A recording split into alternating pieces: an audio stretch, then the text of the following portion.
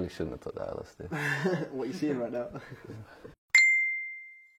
Hello, my name's Cal Brown, and today we have an exciting interview with director Fabrizio Federico about his new film, Teddy Bears Live Forever.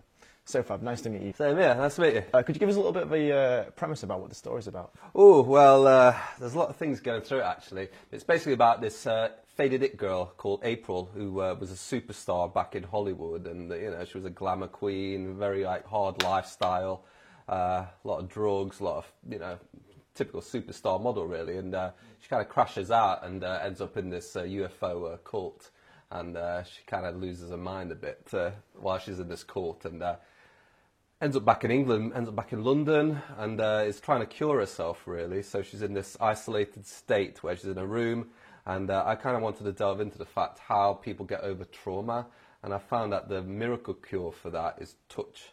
So if you receive touch, it sidesteps a lot of things and kind of gets to the heart of the matter. So I kind of wanted to go into that a bit more. But the problem is with her, she's got 6 different personalities. So in a way, she's 6 levels of consciousness. And it's a bit tricky, isn't it, kind of bringing them all together. And one of her characters, called Sam, is kind of like the troublemaker out of all the different personalities. So that's the one that she wants to focus on.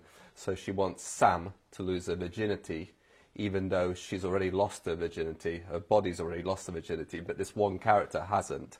So because touch is the main thing to get rid of trauma, she wants Sam to lose her virginity. So that's kind of what we explore in the movie. And she also terrorizes her grandfather, who she's living with at the time as well. So yeah, it's an exciting movie. Yeah, I'm proud of it, yeah. Did you set about doing something different with this film? Yeah, I mean, most of my films are a bit like Robert Altman, where there's loads of different characters coming in and out. And I wanted to really bring it to a bare minimum and just focus on one character, really. So it's a bit cinema verite, and we blend all different genres all together in. So you got a bit of documentary in there, you got feature. So you don't know if it's a documentary or a feature. It's a blend of all these different characteristics all together. Which I love films like that. They're more exciting, they're more dangerous. You don't know. Well, yeah, you don't know if it's real. You don't know what's going to happen. I mean, I never use scripts either, so it's a bit of free for all. Yeah, how come you don't use scripts in your films? I just find that they stagnate me. You have to. It's tough getting a good performance. I like performances where you don't know what's going to happen from one minute to the next. And that's why a lot of the time I just cast real people into my films. Wow, that's interesting. Yeah, you just get that real performance, that bit of voyeurism that, Stanley Kubrick used to do it as well, and Werner Herzog, he used to do that as well, so works for them, works for me, What sort of themes do you have involved in the film? I wanted to focus on a theme that had like a universal connection. Other than trauma, I wanted to really focus on the spiritual side of her. Kind of, I wanted her to become a martyr, like a hero, and I wanted her to kind of touch a nerve, not just like a spiritual nerve, but also like a pop star type of, like what attracts people to pop stars. Yeah. I wanted that to focus also inside of her, because she used to be a superstar, and what happened, You don't know if she got sick of the lifestyle or she wanted a bit like a bigger connection to life. I mean, I think that's kind of what's happened in the 21st century. A lot of people have lost that whole spiritual side of life where, it's all celebrity all the time. And, life's so much more than just that. It's having a connection, and what she's looking for is that ultimate connection. Yeah. What sort of directors who influenced this film's premise? It's difficult. I don't really find many. I don't know if it's I know the directors are out there, but I think the main problem is they don't get the exposure. Which is a shame. I mean, you never see young filmmakers on magazines these days. It's always either filmmakers that are dead, who aren't dangerous anymore, so it's okay to embrace them, or it's like an older filmmaker. You never see. I should be on every film magazine out there, to tell you the truth. And I'd look good on every film magazine as well. And I'd get people excited about cinema, because there's no danger in English cinema at the moment. I think that's a main problem. They're scared to embrace dangerous films, which it's not sexy to me. I like filmmakers like Harmony Korine, Lars von Trier, Xavier Dolan, but they're not English, are they? I mean, you name me an English filmmaker that's exciting at the moment, a young English filmmaker. I can't. You can't, can you? I mean, I think it's a bit of a slap in the face, isn't it, that they're completely ignoring what's happening. I mean, I saw an article recently, and they were asking, where is working class cinema?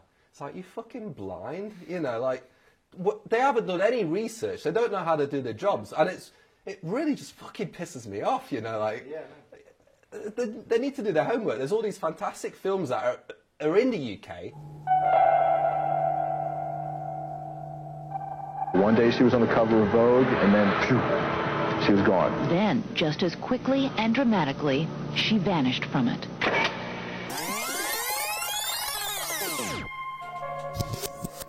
I woke up and there was a clothes hanger and lots of blood.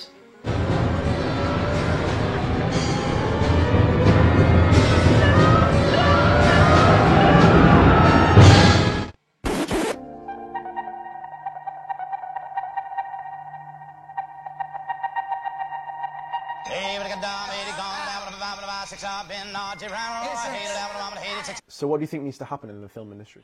It's not really the film industry that something needs to happen. Like, the films are getting made, and the filmmakers are out there doing it, and they're doing it for, you know, without no funding. It's more the mass media that need to embrace these types of new films.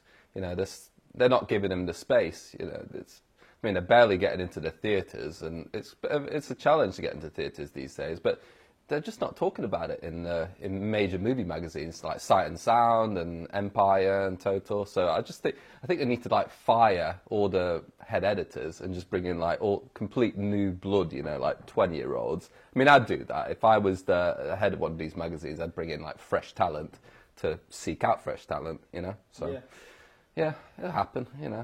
What do you suggest? Big assassination night, night of the long knives. Get all the 20-year-olds to kill all the 40-year-olds. Is that what you're suggesting? If anyone's out there, I dare you. So how do you see your film career so far? I'm a big fan of mistake is start. So I like to see my whole career as like a mistake, you know. You know, there's no plan, put it like that. I seek people out when they come to me, you know. I don't know what's going to happen from one day to the next. I don't know when I'm going to make my next film. I don't know when I'm going to get the money for the next film. I just like to just go with the flow. What's it like being an independent filmmaker these days? I mean, you need a lot of confidence, you know, and a lot of ego. I think ego's good for you, you know. It's power, isn't it? It'll get you places.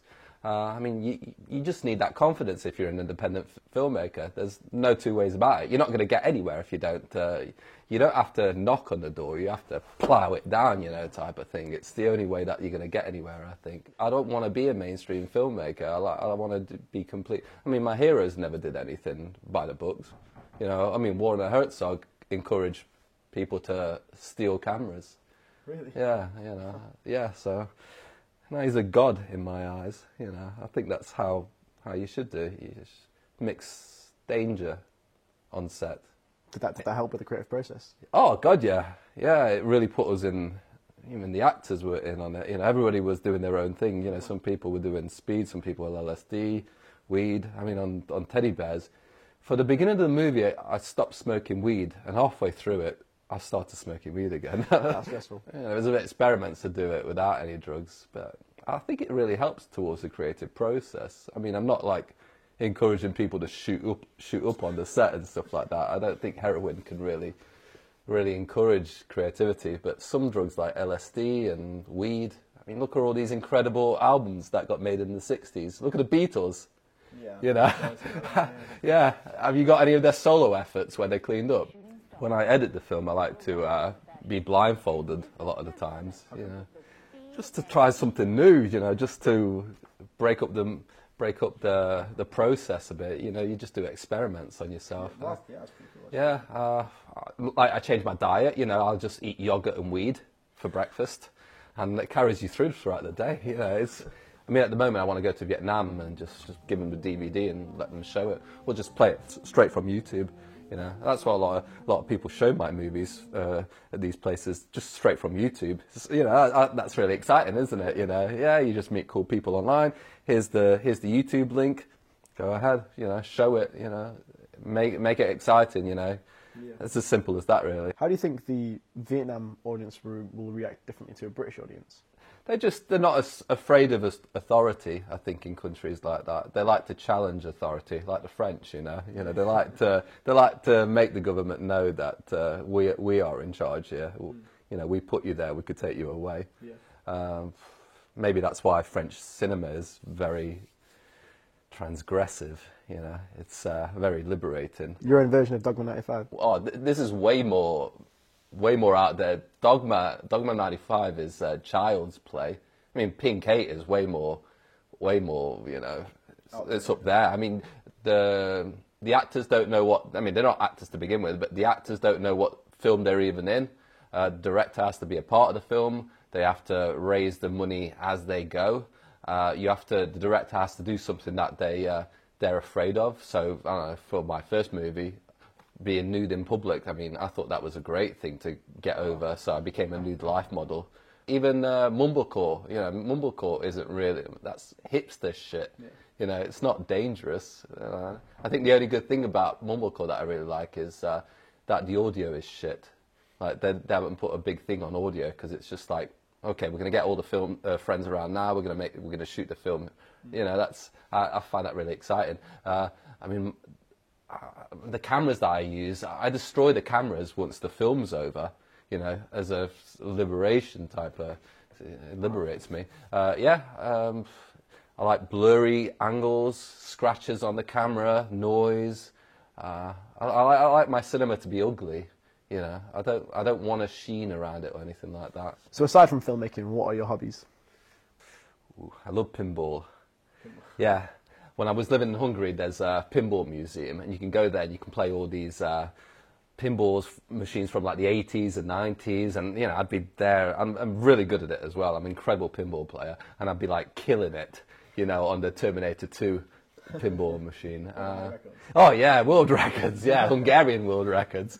And I'm trying to solve the Zodiac killer case that's happened in the 70s in San Francisco, and it's still unsolved. You know, he used to write into the press, and then they never found the guy. So so a group of me and some people out in San Francisco are trying to solve the Zodiac case.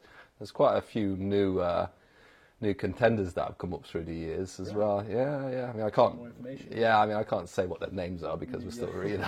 You did it. Yeah, you did it. You know, like, but it's exciting. I mean, Jack the Ripper. You know, I was doing that about a year ago, and the trail kind of went cold. I mean, there was one rumor going around that Jack the Ripper might even been a woman. Yeah, I read about that actually. Yeah, she might have been an abortionist.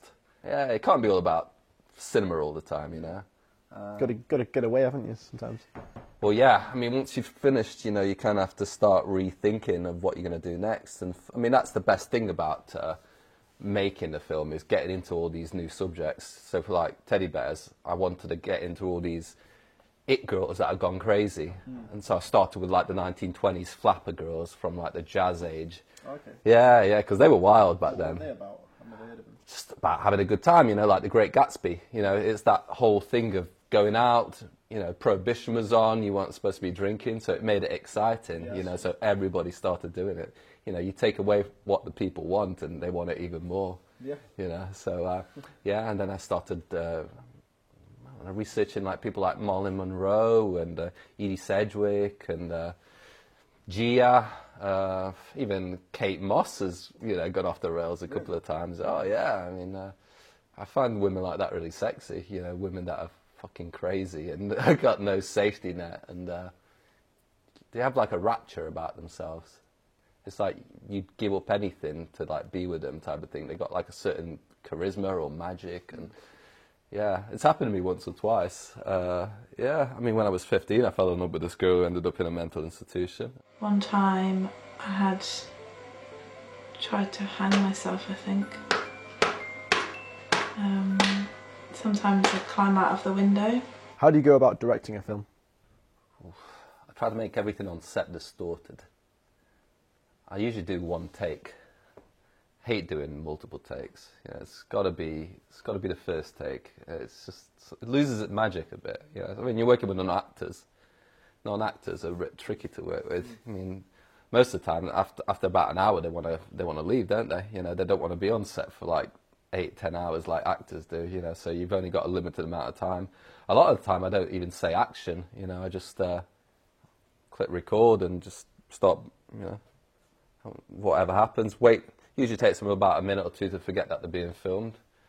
You know, it's a bit weird if you're screaming action all the time, you know, I mean, you can do that to an animal, to a person, so once you say that word, your adrenaline kind of goes up and you lose, even if you do that to like someone who's been acting for like 20-30 years, something about them kind of goes away once you say that word, so I like keep that away. I'm kind of looking for an aesthetic of emptiness. I don't want them to be reacting at all, to just be.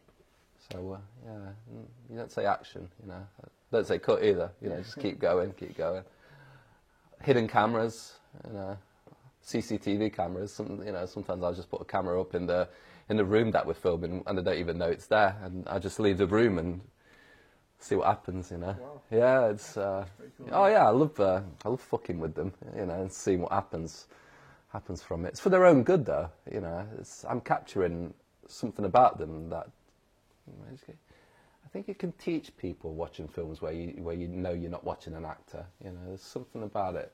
I think you learn from them. A bit like documentaries, you know, you learn from documentaries. You don't really learn anything from feature films. I guess the audience relate more to the characters that way, don't they? Yeah. They do. They take them more into their heart. So, rumour has it that you have quite a few nicknames, such as the Lizard King. What's that all about? That's because I like to wear leather. Have you ever worn leather? I've not worn leather, no. Fascinating when you put it on. It slows everything down, you know, when you put leather on. What, your movement? I don't know, it just slows everything down. It's like you almost become a comic when you put leather on. For starters, everyone's looking at you. Everyone's like checking it out. But something about it's you almost become like an animal when you put leather on. Try it. It's really comforting. And you don't want to take it off either. It's like you could sleep in leather. Well, I think that's where it started. You know, again, Jim Morrison was called the Lizard King, and he wore leather. Oh, right. Yeah. It's a shame. I think he would have been a really great director if he didn't die. You know, he made one film called Highway, and then, you know, he died in Paris. But, yeah, he studied at UCLA, actually. Really? Yeah. A lot of fantastic filmmakers have studied at UCLA. But he used to write poems about films as well, which, you know... That's cool. Yeah, I think that's incredible. He would have been a fantastic filmmaker. Did you ever read any? Yeah. The movie will begin in 5 moments, the mindless voice announced. The programme for this evening is not new. We've seen this entertainment through and through. We've seen your birth and life and death. We might recall all of the rest. Did you have a good world when you died? Enough to base a movie on? Wow, it's pretty deep. Well, yeah, I mean, that's a lot of people say that. Once you die, you have to relive your life over again. So, you know, make it as interesting as possible. I agree with that, actually, yeah, definitely. So what made you focus on a character such as April?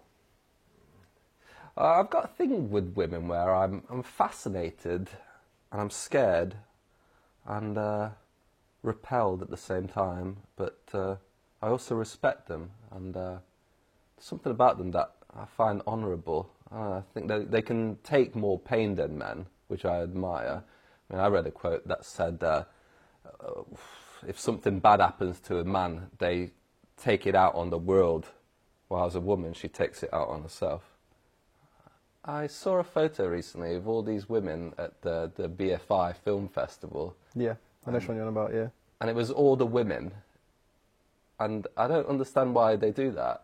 Like, you don't see the men getting all together and saying, here we go, let's take a picture of all the men at Wouldn't go down well, would it? Yeah, you know what I mean? I think because women and certain, I don't know, groups do that, they're not going forward. I think they're in fact going backwards because they're categorising themselves. I think the fact that all the women, they're putting themselves in a box. Well, I think it would have been better if all the filmmakers at Film Festival took the photo all together. It really pisses me off when I see things do like that. Yeah, it goes for, I guess it goes for racism as well. It's like, stop referring to yourself as that racial slur. You know, you're not making it go away. You're not moving ahead. You know, I mean, there's no excuse anymore. We've got a woman prime minister.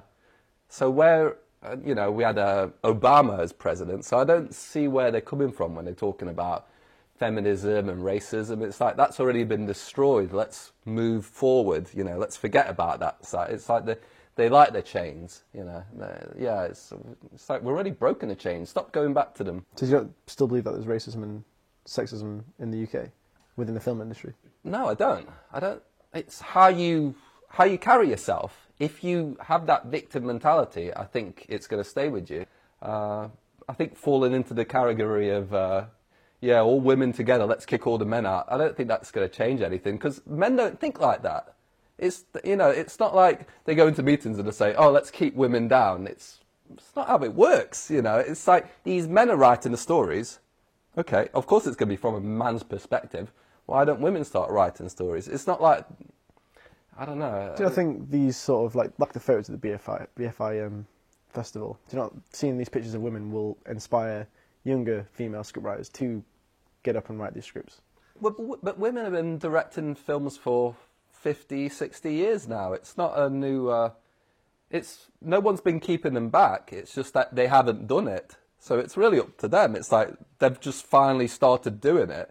But I don't think sticking together and keeping the men out is gonna change anything. You know, I think it's gonna divide, and I don't think that's healthy. I don't think that's happening in just the film industry as well. I think that's happening in lots of places. I don't see why we have to have a battle of the sexes.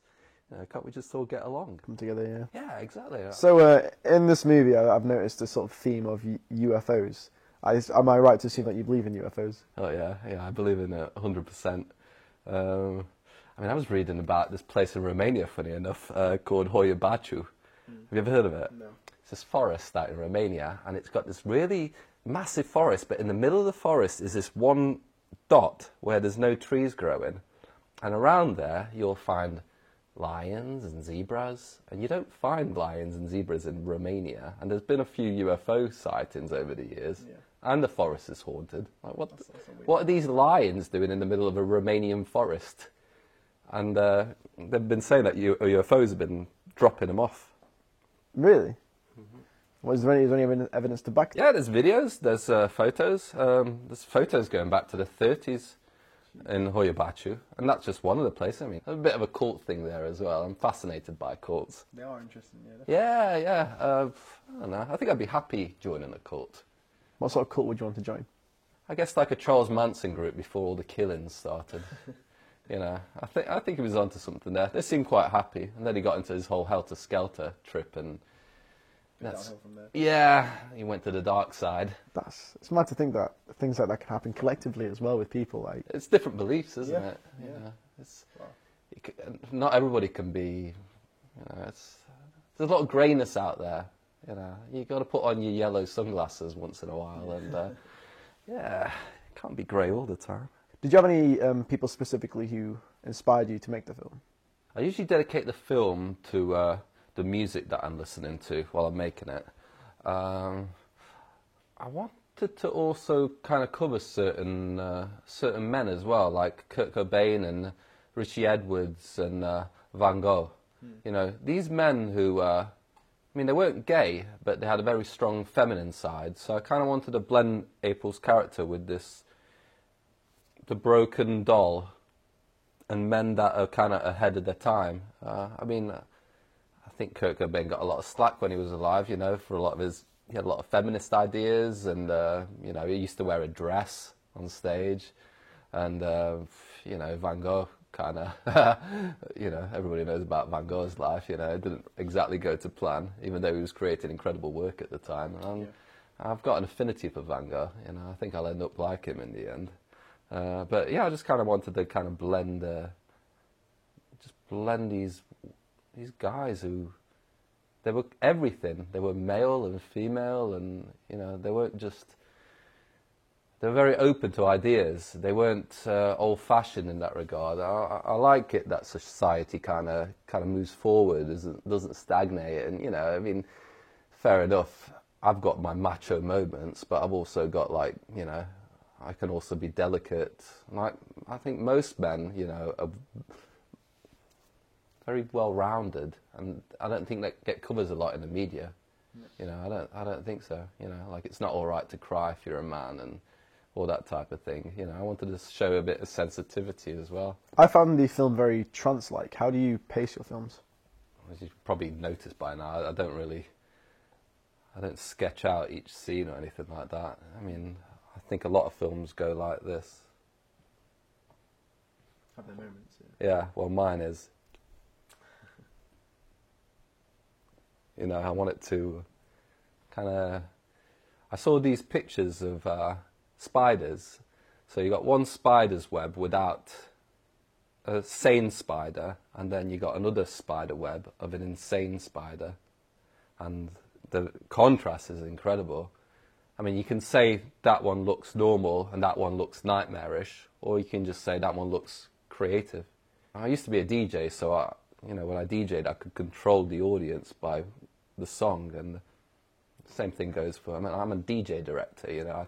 That's how I kind of look at it, you know. Yeah. And once in a while, I like to scratch. Yeah, exactly. Once in a while, I like to scratch it. I mean, I was into a lot of classical music, and Dido Derbyshire, and she invented techno. She wrote the Doctor Who theme song. Yeah. Oh, wow. So I listened to loads of her. Oh, she's incredible. Like, you know, she experimented a lot. You know, she'd record door knocks and tap-ins and things like that. Yeah, she'd just go really crazy, you know, while she was experimenting with new sounds. I like to experiment with new visuals, you know. Yeah, I want it to look like an insane spider web. So I believe you have an online film festival called Straight Jacket Film Festival. Could you tell us a bit about that? Yeah, it's been the third year in a row. Me and this sort of filmmaker out in Texas called Laura Grace have been putting it together. Yeah, it usually goes on in August, and we just ask for all these underground, cult, independent filmmakers to just send us their feature films. We don't take short films. We just want to concentrate on feature films because we want to create a generation gap in the film industry. So we want all these YouTube filmmakers to eventually oversaturate the main film industry to the point where it becomes mainstream. Okay. Yeah, so I mean, it's been the third year in a row, and it gets bigger and bigger each year, which is great. And, you know, we just teach these filmmakers not to be shy and to, you know, send your film to Time magazine, send your film to Life magazine, you know, aim high, Rolling Stone magazine, you know, go for like the big books. If you're sending your film out to like little bloggers and things like that, you know, you're not going to change anything. So go after the big people, you know, like, I mean, that's how you kind of become a leader in a film movement, you know, is to go after the big prize. Yeah. And don't be scared to kill your heroes. Give your film away for free. You know, who gives a shit about making money? Especially if you're starting out, you know, just get the word out there. Don't be bothered about selling your film. It's not always about money. It's about making a splash. And I don't think you're going to get it if you sell it. You know, I mean, you're going to get ripped off anyway by a distribution company. So you might as well just keep it for yourself and just go on a media blitz and just, you know, just guerrilla style. Just show your films anywhere. Show your films under bridges. Show them in mental institutions. You know, like as long as you create a story and you become a beautiful disaster. You know, I think yeah, you can have more fun with it as well, isn't it? It's boring just sending the film off to the cinema. It's going to only be in 2 days. It's going to be out. It's also accessible, you know, like Netflix and Amazon. Yeah, it's that easy. It's free to submit. So you just send the link. Just put your film on YouTube or Vimeo. YouTube's better than Vimeo. Yeah. YouTube's more popular than Jesus these days. How do you feel about the protagonist, April, in the film? She reminds me of Shattered Crystal. You know, she obviously was a very special personality, and she must have got an insight into something so great that it just... I find that very noble. I think we're all a bit schizophrenic to begin with. I think we're all a bit mad. I think some of us are better at hiding it than others. I think people that are insane are maybe the heroes of the universe. You know, they are themselves. They're not playing.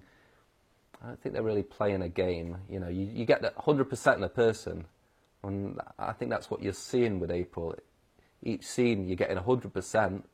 But she just has multiple personalities, so you're getting, if anything, you're getting much more. I think they live a lot in one day more than most people live in a year. someone with multiple personality disorder. You know, you just get something really true. I guess I was just saluting people with insanity issues. I mean, I've definitely got schizophrenia. I'm different from one day to the next. I'm sure most people are. Do you see that reflection to your filmmaking? Yeah. They don't know what they're going to get from one day to another, which is good because it keeps them on their toes. And I don't know. I love being a director. I think it's the ultimate. I think it's a combination of being a god, a dictator, a saint, a psychiatrist. I'd make a good psychiatrist if I wasn't a filmmaker. I can get people to talk about themselves within minutes. Like, if I wanted, I could go into town and go into a bar or go wherever and find out personal details about someone within minutes. Yeah, it's very powerful being a filmmaker, but you have to have that comedian side to you, you know, and 1,000 yard stare, you know. Yeah.